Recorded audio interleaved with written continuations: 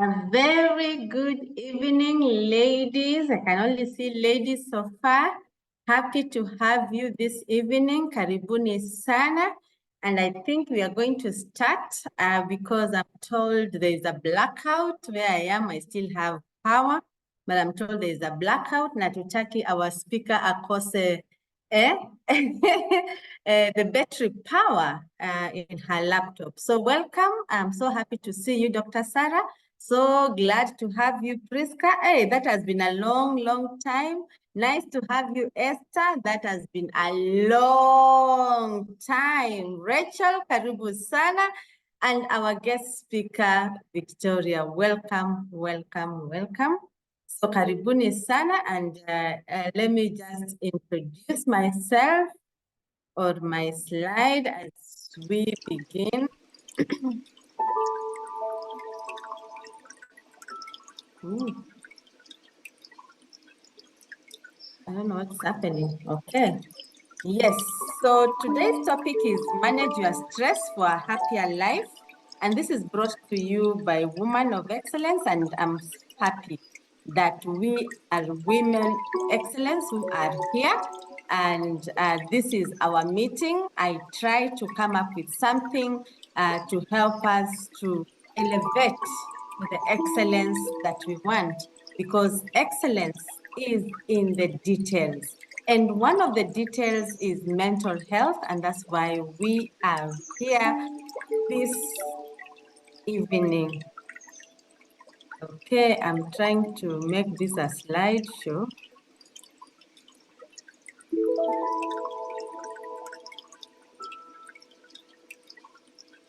Okay. Yes, so this is so timely because May is the Mental Health Awareness Month. So this is so good because today is just 2nd May, and we are going to have this conversation, which is an integral part of our life.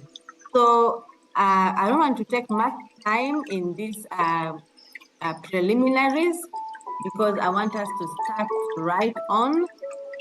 In the beginning of the quarter, in the book club, we read a book, Out of the Maze, and I just thought, stress is one of something that chains us down, and we are stuck in the maze. So today we are going to be discussing about navigating the maze of stress, because we don't want to be stressed and we want to improve our happiness index.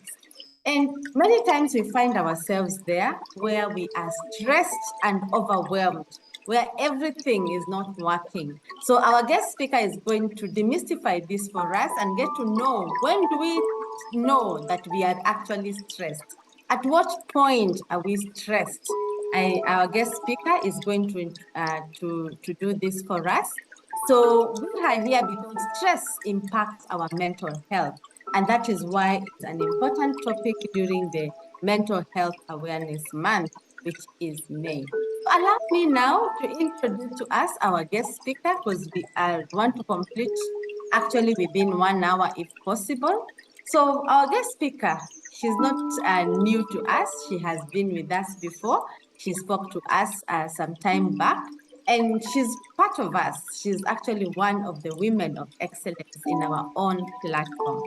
So Victoria Rika is our guest speaker, and this is what she tells me she is. And you judge, because even from the photo that she has presented there, you can tell that Victoria is a charming young at heart mother. She's a mother of 2 handsome young men. She tells me she has a passion for matters mental health. She's practicing as a clinical psychologist at Chiromo Hospital Group, which is a level 5 mental health facility in Nairobi. She also heads its corporate mental health and wellness department. Victoria has a master's degree in counseling psychology from Catholic University. She also holds a postgraduate diploma in advanced mental health practice from Amref International University. So we have the right person for this conversation this evening. So Alert your friends that we are on. She is a firm advocate of employee assistance programs, especially at the workplaces, to promote and protect the employees' mental health for optimum productivity and a win-win situation for the employer in ensuring a good return on investment. You'll agree with me that we need these EAP programs in our workplaces. Victoria believes that is not just a cliche, but really there can be no health without mental health. Victoria, take it away. It's your turn now. Karibu sana.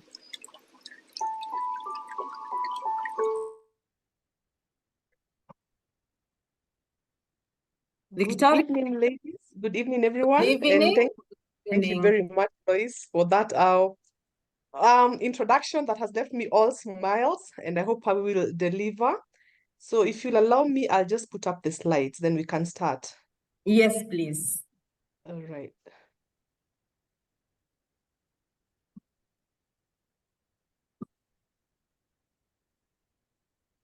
So, Lois, you can see the slides, they're moving? Yes, yes, yes. You're All good. right. Okay, thank you. So, like Lois has mentioned, our topic will be a very simple topic, but which impacts us in very many ways. And the topic is stress management. And we will start by understanding, are there any statistics on stress and what really is stress? Because in so many ways, we usually say, I am so stressed, or my work is stressing me, my friends are stressing me, my relationship is stressing me. But really, when we talk about stress, what exactly are we talking about? Just a brief, that's Chiromo Hospital Group, where I work, and those are our vision, mission, and core values. And then we can go straight to the slide that is talking about stress. Now, because the group is mainly composed of ladies, I wanted to pick up a few facts on stress that is specific to the female population. And I gathered that the number of women experiencing work-related stress is 50% higher than for men at the same age. And then another statistic is that 65% of women will say that work is a significant source of stress compared to 53% of men. 17% of female workers will say that they were on edge, that is, they were uneasy and uncomfortable at the workplace, compared to only 6% of males who experienced the same. A survey by Deloitte in 2022 said that 33% of female workers took time off from work because of mental health issues which were related to their work environment.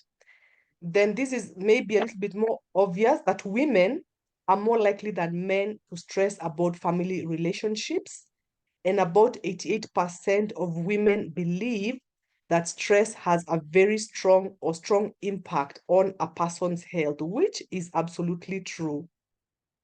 So what is stress? What are we talking about? And to define stress, we are saying it is simply our body's physical and emotional reaction to demand or threat. And there are different levels of stress, right? So a state of worry or mental tension caused by a difficult situation. And stress management, these are the tools, the techniques or strategies which will help reduce your stress levels or reduce the negative impacts that stress may have on your mental or physical well-being. So if you look at that diagram there, we see that there could be a minimum, low, moderate, high, and a very, very high level of stress, and each stage will impact you in a different way.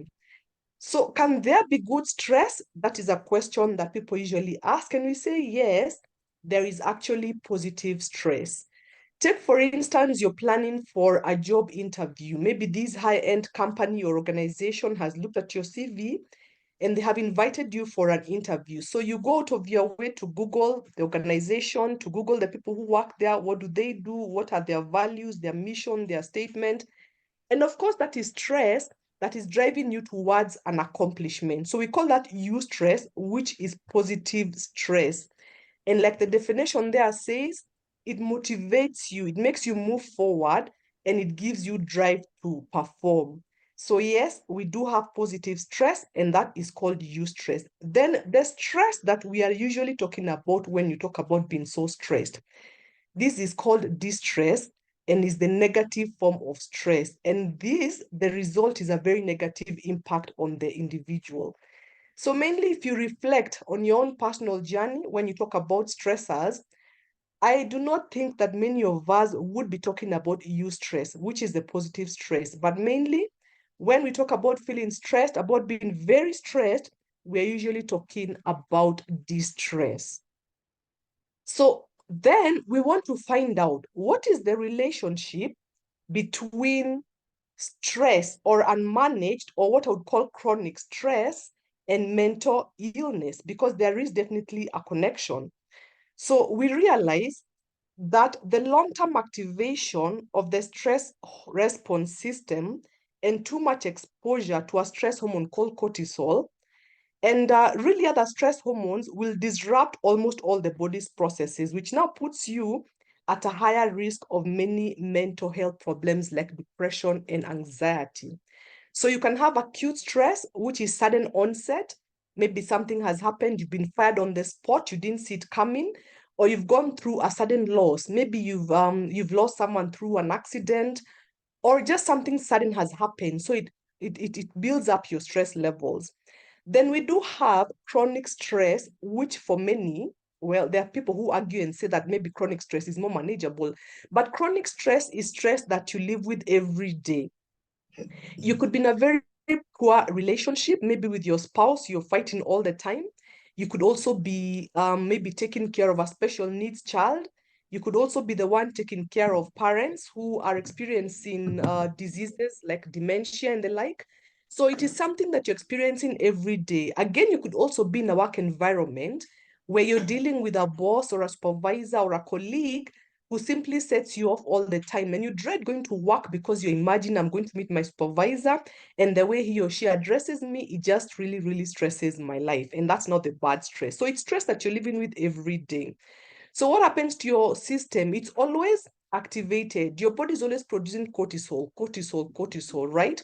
So of course, then that could lead to mental illnesses such as depression and anxiety disorders.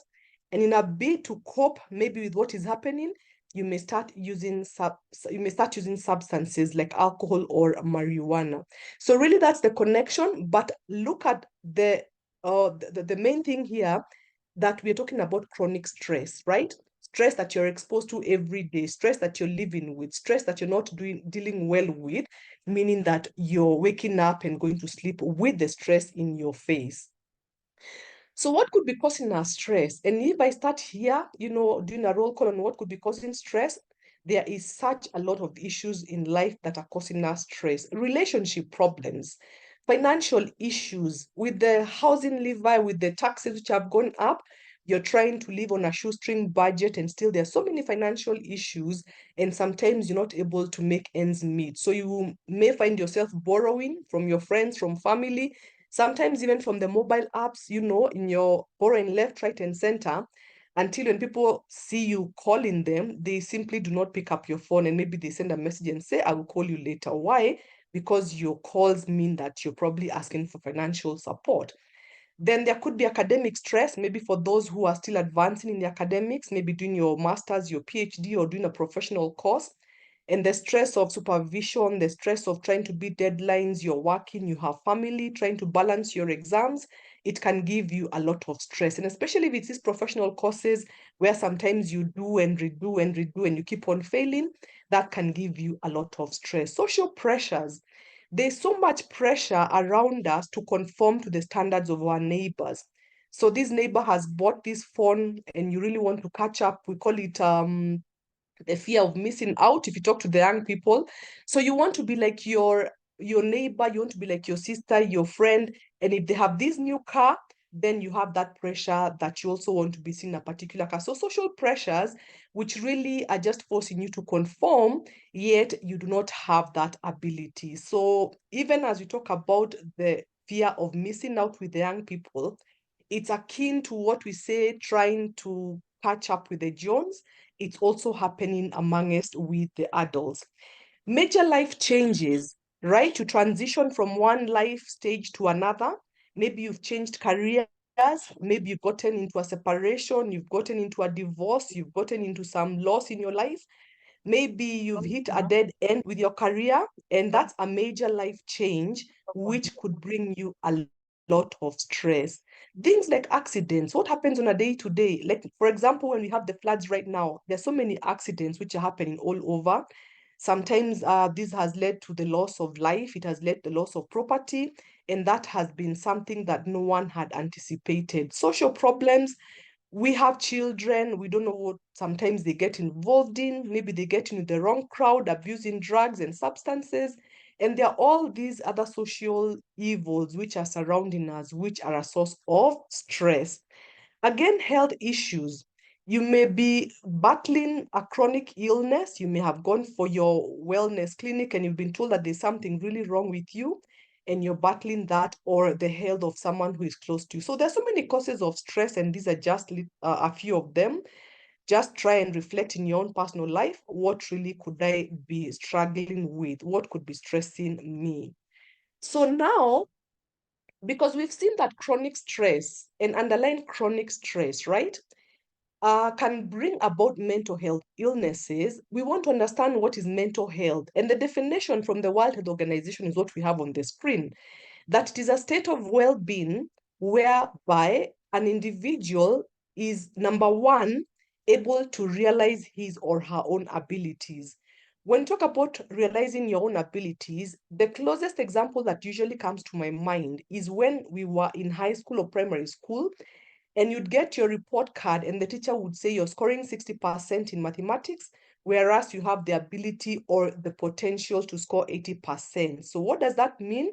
It means that you're not realizing your full ability, you're not meeting your full potential. Are you a HR professional? Are you a psychologist? Are you in finance? Are you doing your job to the best of your ability? At the end of the day, if someone asks you, have you done the best that you could have done today? And you say you tried, but you really did not meet that potential, then would say that already you're struggling with your mental health. Number two, can you cope with the normal stresses of life? Now, the normal stresses of life, what are these? Sometimes you run short of money, maybe you do not have bus fare. You could also be having a relationship problem. You could also be having challenges managing your children. You could also be having challenges managing work and other aspects of life, what we call work-life integration. So if you become very overwhelmed, such that you're not able to manage the stresses in your life, until you become emotionally negative and you project your negativity on other people, then we would say that you are not coping well with the normal stresses of life. Number three, are you being productive at your workplace, at your occupation, whatever it is that you do for a living, whatever it is that you do in your family life? Are you being productive? When you go to work and you say, I met so many clients, I did so many reports at home, I was able to clean up the house, I was able to spend time with the children, spend time with my husband, spend time with my wife. Are you being productive, right? And then the last one, are you making a contribution to your community? Your community could be still your work environment, it could be your church, it could be anywhere where you have some sort of impact. So if you're absent, do people realize or notice your absence? Or do they say that whether you're in or out, that life still happens, that things continue normal? So do you make any contribution to your community? So mental health is defined by those four parameters. It's not about seeing someone out there running on the streets naked or collecting papers. No, you could be listening to me right now. You're not meeting these parameters where the definition of mental health is. We say, therefore, that you're having a challenge with your mental health. And if you look at B, it talks about being able to cope with the normal stresses of life. Now, when we talk about mental health, then can we also understand mental illnesses? And we say mental illnesses are those illnesses which cause a negative impact on your mood, on your thinking, and also on your behavior. Negative, right? So, and they are caused by a combination of very many factors. We call them multifactorial inheritance. And part of the reason why you would have a mental illness triggered is to do with stress. Say, for example, you have marriage problems. Of course, that is going to bring about a lot of stress. You have stress from the work environment. So this work environment is very toxic. Maybe you're having problems with your peers or with the bosses or with your juniors. That could also trigger you into a place where you become mentally unwell. And if we look at the statistics, we realize that depression and anxiety are the most prevalent mental illnesses within the working population. So why would you get into a place where you become depressed, which is a mood disorder? Maybe the stresses of life have really pushed you to the wall. That is the chronic stress, and you're not coping well. So what happens to you? You find yourself in a place where you become depressed, or you get into a place where you become anxious. And remember, sometimes these mental illnesses, they could be new potentially, and then the stressors come into your life and they trigger an underlying mental health condition. So these are the causes of mental illnesses. It's important for us to understand that they're in different categories, but stress, which is not managed, can trigger a mental illness. I would like to really stress that, well, okay, using the same word for the same word, but what I mean is, I would really like for you to understand that stress in itself does not cause you to have a mental illness. What will trigger mental illness is unmanaged chronic stress. So if you have good coping mechanisms, you have good stress management techniques, then it is quite unlikely that you'll find yourself with compromised mental health.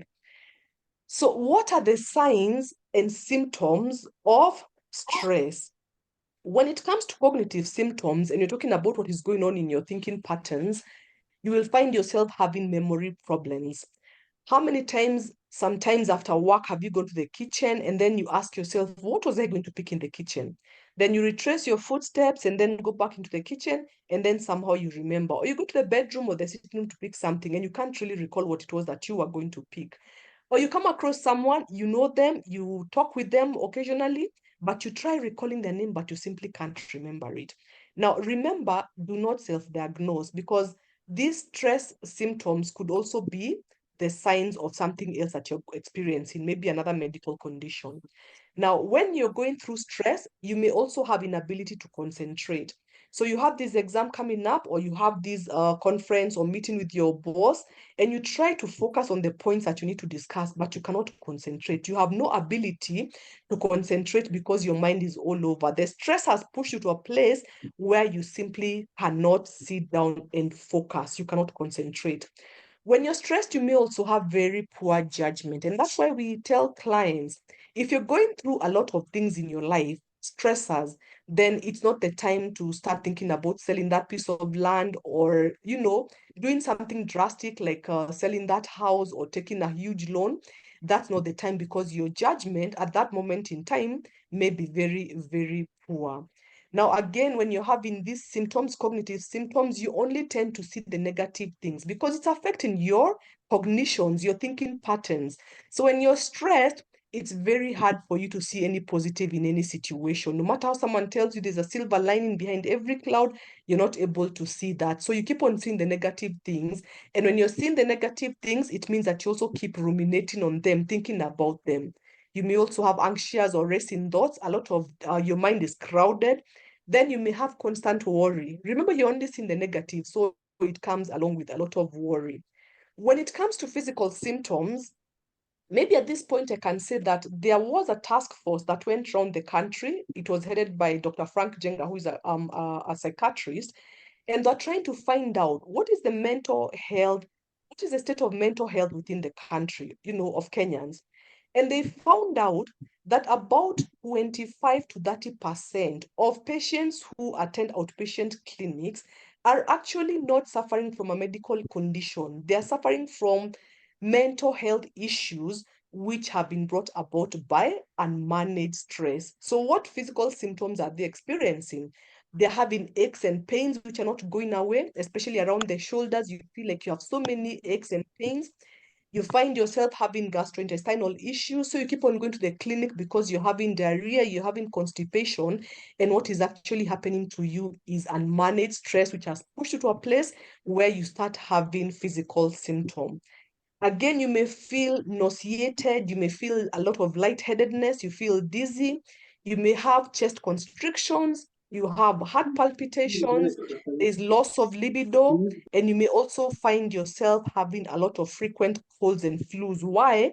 Because when you're stressed, your immune system becomes compromised and you become susceptible to infections.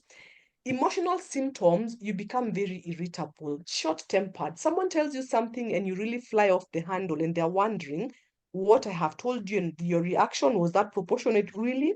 So you become very irritable, very moody, and you become very, very overwhelmed. You have a sense of loneliness, you feel isolated. Remember, we are saying that in your cognitions, you're thinking only negative things, and that is where now you may easily slide into depression. Then behavioral symptoms, you find yourself eating more. And if you're eating more, you're eating comfort foods. You're ordering from, for pizzas, you're eating things like cakes and biscuits. And you may also find yourself eating less because you have no appetite. Sleeping too much or too little. Too little would be less than 7 hours. Too much would be more than that. You may also find yourself isolating yourself from other people. You find yourself procrastinating, always putting off tasks. I keep asking you for this report. You say you'll bring it tomorrow. Tomorrow comes, you say you'll bring it the next day, and it never happens. And you become very neglectful of responsibilities. Now, if the stress really, really becomes, it really pushes up, then you may find yourself trying to manage by using substances to relax or to calm yourself. That is where you see someone who has not been drinking or someone who has not been using substances. That is when they start. And you may also find yourself having nervous habits. Maybe some people will bite their nails. They'll also find themselves pacing around. Someone can't keep still until they distract other people. And you're wondering, where can this person just keep still? So these may not be exhaustive, but there are probably a lot of the signs that you may experience or the signs that you may see in someone who may be experiencing stress. So there are some common symptoms, some specific symptoms of stress in women, and part of that is something like the change, disruption to the menstrual cycle. So you may find yourself having disrupted menstrual cycle, and maybe something else I may also manage is that you may find yourself having loss of hair. Like you start experiencing hair loss, and this could also be related to a lot of stress. The rest were in the previous slides, so we don't need to run through these. So at what point should you get professional help when it comes to stress? Number one, if you constantly feel anxious, you feel overwhelmed. Overwhelmed means you're not being able to manage that stress, or on edge. On edge means that you're so unsettled, you're always startled by maybe loud noises, or you become, when maybe something happens, you become very, it startles you. Maybe that's the only word that I can use. You become very much on edge. Then if you find yourself experiencing many physical symptoms, which do not have a medical diagnosis, so you're always in and out of hospital, headaches, your weight, your sleeping problems, your gut issues. Sometimes when you're having stress, you may also have skin breakouts. So you go to the dermatologist, you get creams, you apply, it doesn't go away.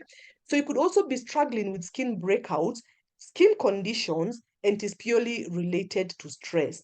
If you find yourself having trouble concentrating or getting work done, you're experiencing insomnia, you're not able to fall asleep, or you fall asleep and then you wake up and can't go back to sleep again, or if you've turned to unhealthy coping mechanisms, such as, heavy drinking, you isolate yourself, and also social withdrawal, such that things that you previously enjoyed with your colleagues, you no longer enjoy them and you keep away. So there are what we call the 4 A's of stress management. Number one, avoid unnecessary stress.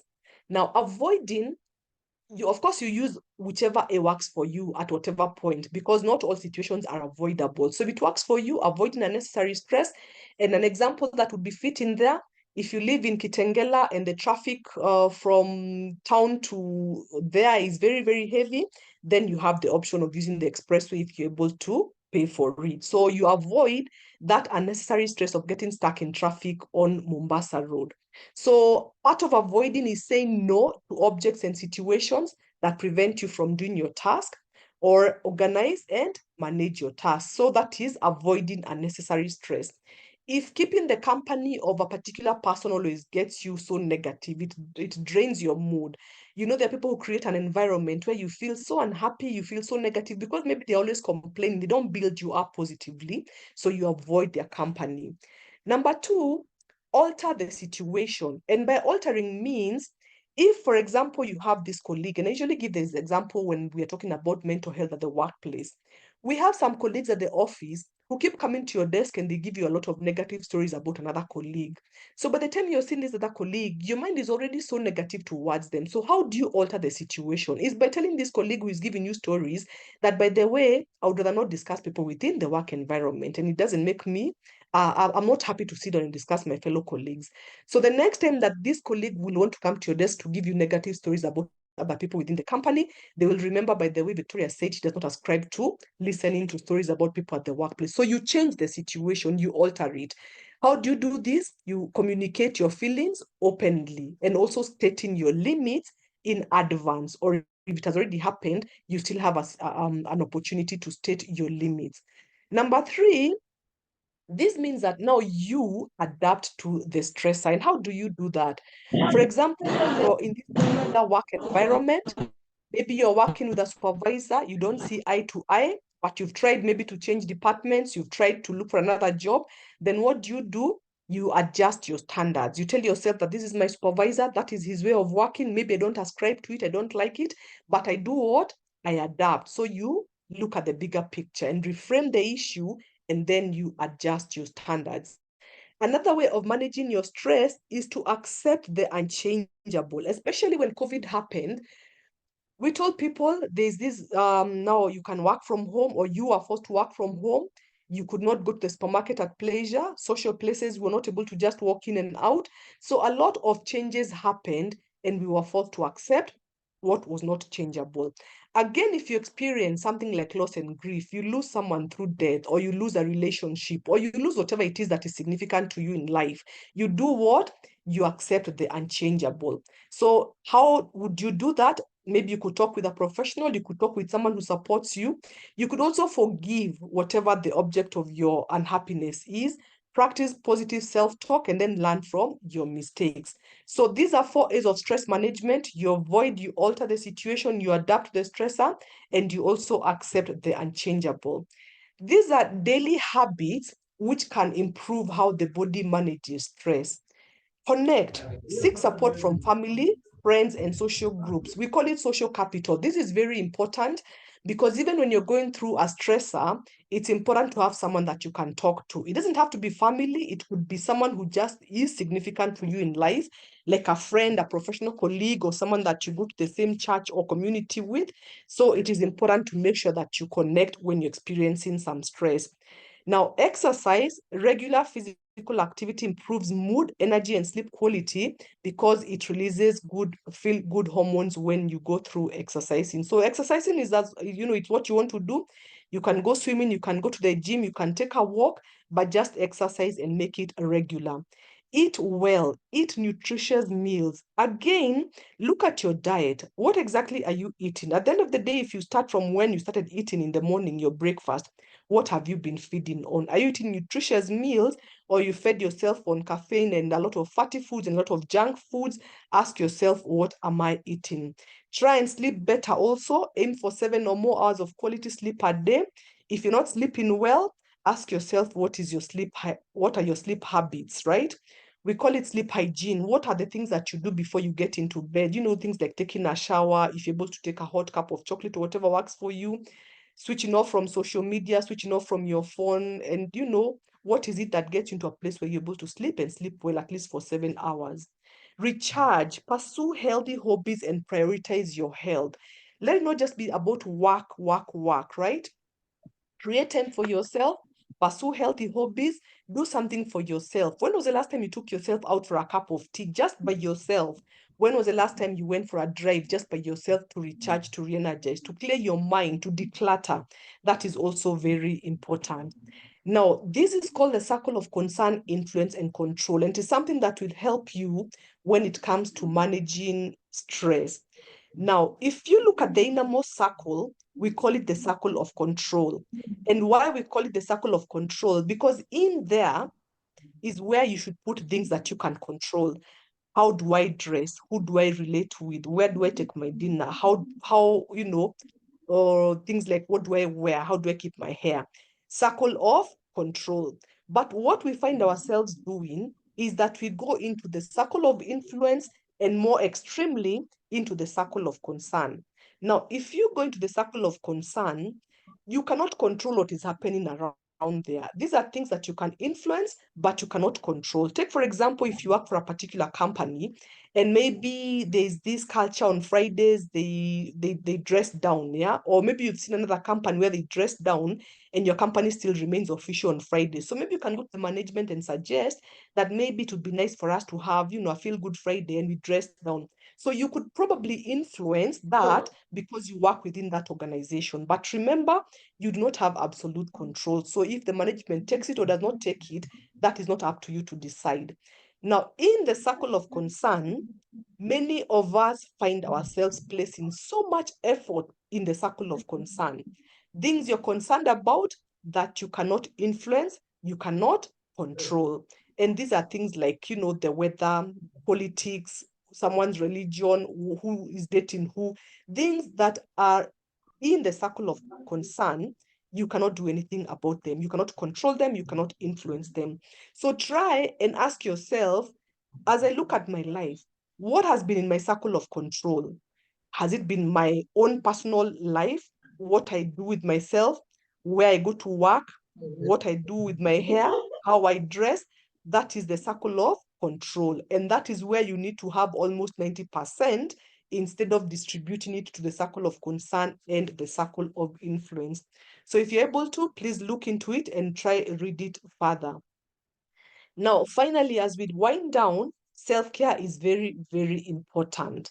Now, I've mentioned a little bit about self-care in a previous slide, but if I go a little bit into it, we are saying that self-care is not selfish, and it means taking the time to do things that help you live well and improve your physical health and mental health.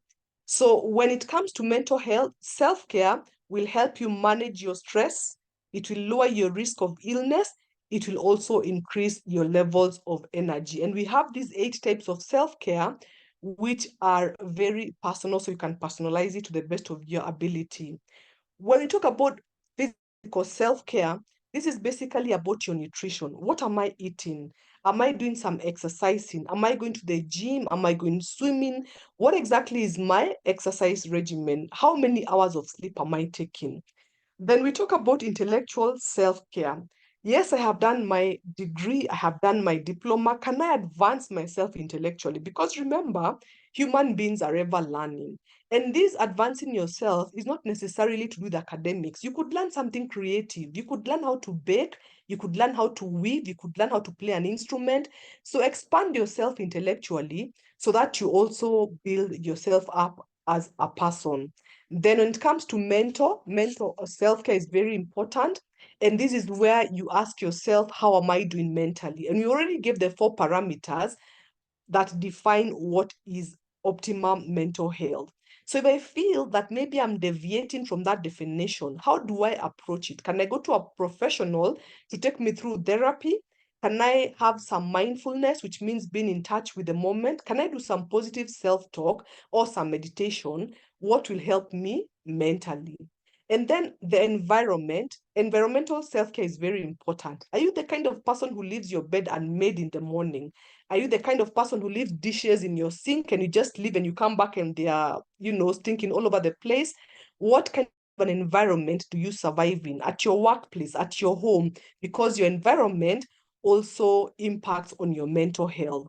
Emotional self-care is about how in touch you are with your emotions. Are you able to journal? What triggers you into whatever emotional phase? Are you able to show gratitude? Are you able to process your emotions and then still remain mentally healthy? Because we say anger is an emotion, you're able to feel it, you're able to identify it, but how do you process it? That is the main question. Social self-care is about social capital. If something were to happen to you, an emergency, do you have 5 good friends or even 3 who you can call upon and they'll be able to come to your assistance. That is social self-care, and social capital is very important. How often do you touch base with your significant other, your spouse, your children, your parents, people who are very significant to you? How often do you touch base with them? Spiritual self-care is not about church, yeah? Yet many of us realize our spiritual self-care in churches, in mosques, but spiritual self-care, spirituality, first of all, is about being in touch with your purpose. Who am I? What am I doing on earth, right? What is my sense of self? What is my purpose in this world? So once you're able to identify that, you can identify through the, where you go to church, where you go to the mosque.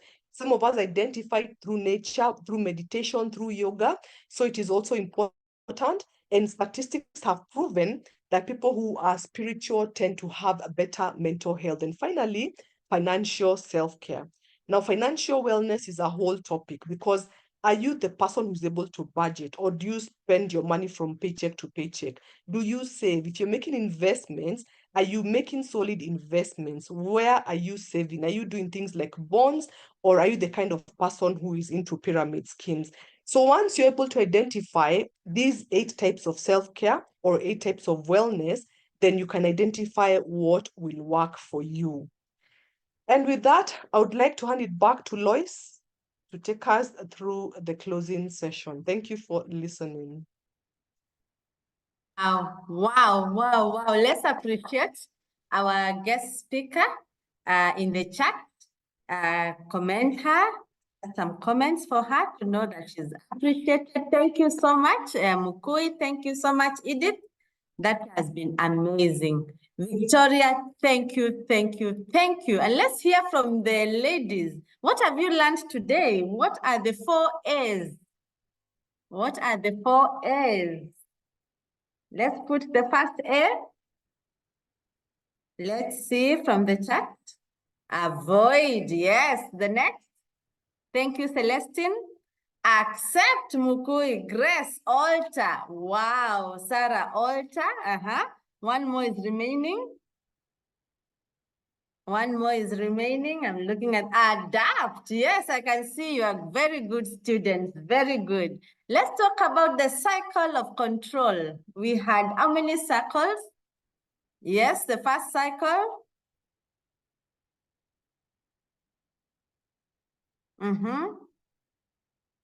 And as we do this, if you have any questions, cycle of control, yes. Another one. Can see you are good students. I'm sure, yes, of influence. Of concern, yes, very good. Thank you so much. So Victoria, you can see people are attentive to your presentation. Any questions from the members? If you have any questions, just put it on the chat. But meanwhile, as we do that, as we wait for your questions, I want now to introduce a surprise. I hope she's in the house. Grace, are you in the house? Is Grace in the house? Yes, I'm in the house. Very good. Yes, I'm in the house. Very good, thank you. So kindly put your questions, if you have any, in the chat as we continue to appreciate our guest speaker. We also have now, we've talked about mental health. We have people on the ground, a woman of excellence. Her name is Grace Mumbi. She'll share with us shortly her story, her journey through mental health. Grace is a powerhouse, and that's who she is, full of vibrancy and vibrates with the highest frequencies. Grace, we can tell you are a student of Abundant Woman coaching program. She is a mother of 3 adult boys and 1 teenager. And she is a seasoned HR expert with a wealth of experience and currently doing well in farming. Wow. She is a staunch Catholic. We have been told about spirituality. And she is a prayer warrior. And she tells me that she has walked her journey with God and is now enjoying inner peace. And that is the whole thing about mental health. She has been in the book club for many seasons, although she disappeared recently. But she has been a woman of excellence, and I have interacted with Grace since when she joined the book club some few years ago. And she shared with me her story, and she has grown from where she was, and she actually invested in her personal growth. I don't know, she will tell us the programs she has done at Blue Waters Coaching and where she was and where she is right now. So Grace, take it away very shortly. Within 10 to 15 minutes, we should be done. Kindly share your testimonial. Are you there? Yes. Grace? Hello, hello, hello. Yes, talk to us, Grace, shortly. Power is needed. Thank you, Coach. Thank you, Rika. I've been following her on several forums. What I'll tell you, I think I've been a customer in Chiromo. Hello, can you hear me? Yes, yes. Oh, I have a problem. There's a blackout here, so I'm using bundles. I hope it will behave. Yes. As you've been told by Coach, I'm Grace Ndungu. I'm a HR expert. My story of mental health and mental illness. What I'll tell you, the mental illness started in 2021, but I think through self-discovery, 2022 is when I accepted through the family members. What happened, I think I've been having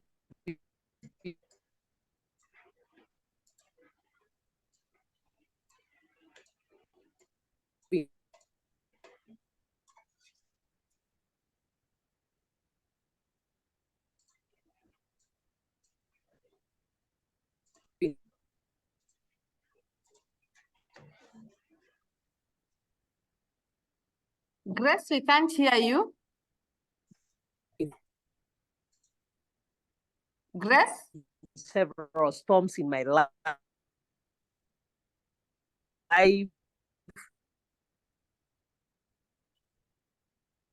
Oh no, we can't hear you.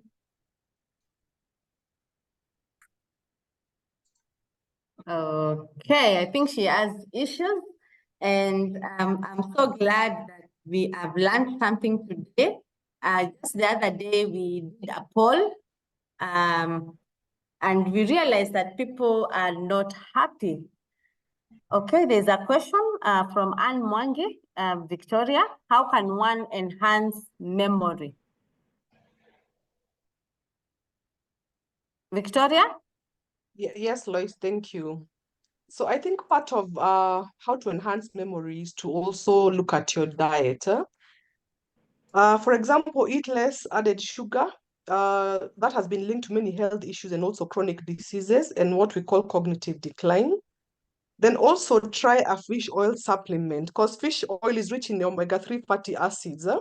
And these ones are important and have shown that they slow rather mental decline. So they help you with your memory. Then things like meditation, if you practice meditation, it is relaxing, it is soothing. Also maintaining a moderate weight. Now that one could be a challenge, maybe depending sometimes on genetics, but if you're able to, studies show that established obesity is a risk factor for cognitive decline. It can actually cause changes to your memory-associated genes in the brain, which now negatively affect your memory. So if you're able to maintain your weight. Hello, Grace, are you back? Hello. Continue, Victoria. Yeah, so if you're able to maintain your weight and then also get enough sleep. Sleep plays a very important role when it comes to memory. Hello? Okay. I think Grace is back. Are you done, Rika? I don't think so. You can continue. Yeah, I think the last one would be get enough sleep because it plays a good, an important role. Yeah, so poor sleep is associated with poor memory for quite some time. So get enough sleep. Thank you. Thank you so much. You can still place your questions if you are there. If you have any other question, Grace? Grace? Grace? Hello? Yes. Sorry, you Now you fell can off? hear me? Yes. Okay, okay. I was trying to say, hello? Yes. Oh, at least you can hear me now. Yes. My journey with mental illness started in 2021, but 2022 is when I discovered that I have a problem. How was the discovery? As I told you, if I put it in buckets, you have storms in life. Then because you have support system with family, with friends, you think because the storm is over, even your health is okay. So you come, get another storm, you just go over it in a quisha. But now, 2022, I discover I think I'm not myself. Because the first thing you realize with the mental illness, usafi, hygiene runs away from you. That's the first thing that you will know that there's something wrong. Then the daily routine. You wake up, you brush your teeth, you comb your hair, you do, freshness. That one goes completely. And you don't realize. And if someone talks about it, like the people in my house are saying, Leo meoga, I get irritated. You find the way I'm answering is like, have you become my prefect or something? Yeah, you find 2 days you've not showered and you don't care. Then sleep. To me, okay, I love sleeping. So sleep becomes double. You're always in the bedroom. And I used to read so many books, but I lock myself. That withdrawal system is there. So everyone in the house says something has changed with my mom. So one of my son looks for a good friend, an elderly lady who is a very close friend of mine, and confides that there's something wrong with my mom. I wish you talk to her, then at least we know what is happening. Because nowadays, even the way she answers, she's so rude, she's so irritant. What she does in the house is like she's just a mad woman. That is when now that friend talked to me. I think I didn't have anyone to share. But it reached a point where when she came, I think it was a relief. I shared with her. Then she looked for a friend who is a counselor. This counselor comes, tells me, we'll go to this place in Kiambu, Karura Forest. So we go to Karura Forest with a friend who is a counselor. He's a friend to a friend. So I talk. I pour my heart out.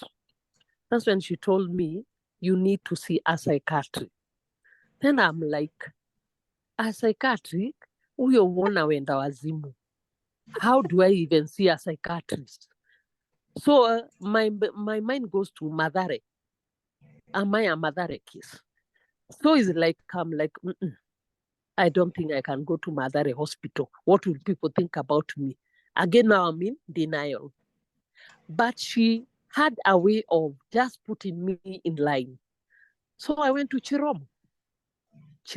I saw a psychiatrist. I opened up. And I think that this counselor had a way of at least making me understand what a psychiatrist does. It's not all about mwenda wazimu. Because that is what I think is also what people would think about when you hear about a psychiatrist. So we talked with the psychiatry, and the psychiatry admitted me, then gave me as a counseling psychologist in Chiromo. So the counseling psychologist took me through very many therapies, programs. And I think after a week, I was feeling as if there's some heavy weight that has been downloaded from me. So what I thought, I think this thing of mental illness, you first of all must discover yourself. And how? You see now the people who are close to me are seeing a different mom. Then from there, this is the time I'm joining book club. So also these programs in book club are helping me discover myself. So when I started the therapies through the counseling psychologists in Chiromo and the psychiatrists, the book club is also helping me with these programs. So I accepted fully. I started doing personal development courses. And I think Coach can attest with me that in 2022, I did all the personal development courses that she introduced. And they really helped me. Then the therapist also, I worked with the therapist throughout. Then the psychiatrist, I used to see the psychiatrist. I'm on medicine. But 2022, I decided now it is me, myself, and I. So I went through all the programs. I was in the book club. I'm giving myself time. I am discovering so many things. So what I discovered, as much as you think that you have support system and you go through a storm, kuna ile mabakisho na bakisha. So they go piling, and there will be a trigger. So what I would say, I would advise that see a professional. Also have a spiritual director. You know, people go to church and think because I've talked to someone.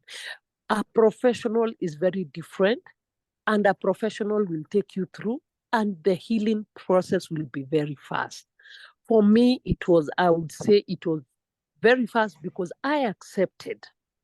Then I went to a professional. Then I combined it with personal development courses, self-care, and all these. Then from there, I had also a spiritual director. So all these therapies, I used to do all of them. So the first exercises I was given is that daily routine. You form a habit. You know, even brushing teeth, ilikuwa mzigo. Kwenda kuchukua Colgate, ilikuwa mzigo kubwa sana.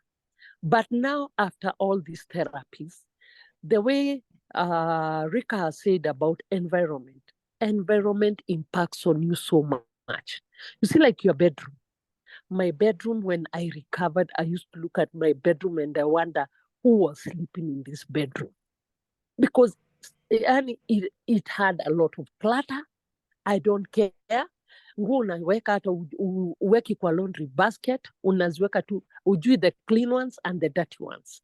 So environment is one thing, because the first exercise I did is my own personal hygiene, then the environment, then the social capital. Then the therapist used to tell me, what can you control? What can't you control? If it is out of your control, wachana nayo. And I can tell you, I'm out of the woods. I'm no longer on medicines. I am still doing therapies, and I ensure I am very keen on myself. Every day in the morning, I write, what do I want to do? And in the evening, I do exactly. I go through, did I do this? Why didn't I do this? I have discovered myself.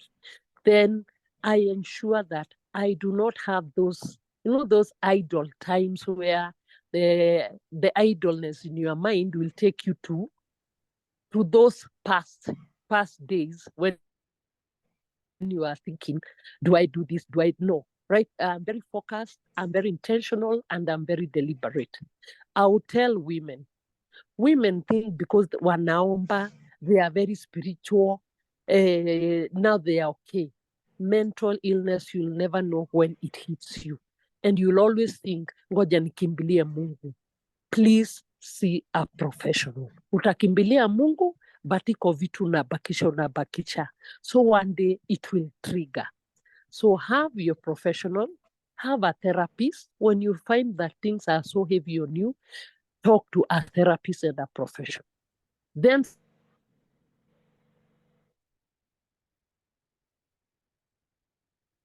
from there, fine, you can have those. Aspirin is the one who will help you. And it's like peeling an onion. You will peel the onion mpaka ufikie what is the trigger, what is ailing you. Right now, I can tell you the biggest thing I have in me is inner peace. Nothing is a storm to me anymore, because I look at everything from the glass is half full. I don't like negativity. There are so many things, associations that I had to do away with for me to have the right mental attitude. So I'll say, please, if you feel you have a storm, usikimbilie kanisa, go to a therapist and a professional. And don't have that myth of a psychiatric no amadare. No. So thank you very much, Coach. And I would encourage everyone, have that self-discovery, know yourself. Through that, you'll be able to walk with the right mental attitude. Thank you very much. Wow, let's appreciate Grace. That's been amazing. It takes a lot of courage to share your own story, but thank you so much for impacting our lives this evening, Grace. Wow, Victoria, you can see we have learned a lot this evening, and we thank you so much for sharing this with us. We have learned self-care, that sleep is self-care, that eating well is self-care, exercising is self-care, taking yourself for coffee is self-care. So self-care is not a big mountain over there. It's just the normal things that we do every day. But sometimes, as Grace has said, brushing those teeth can be something like a mountain. That's when you know something has gone wrong somewhere. That has been an amazing evening. Thank you so much, Grace. Thank you so much, Victoria. Thank you, ladies, for showing up, because if you never showed up, despite the floods and the rains, this meeting would not have been there. So we appreciate you. Thank you so much. I can see you, Rachel. I can see you.